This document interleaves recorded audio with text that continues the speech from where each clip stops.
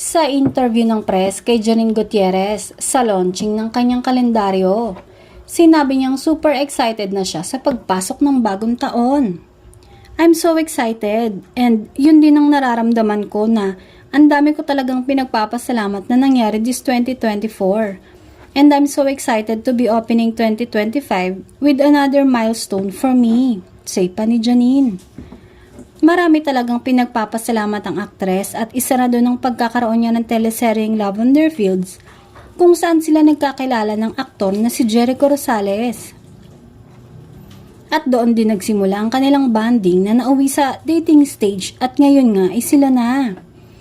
Hindi pa man kinukumpirma ng dalawa kung sila na nga ba, ay marami na ang sigurado sa relasyon nila. Excited na din si Janine para sa pagpasok ng taong 2025 at sure naman na masayang sasalubungin ng dalaga ang susunod na taon kasama ang kanyang boyfriend na si Jericho Rosales.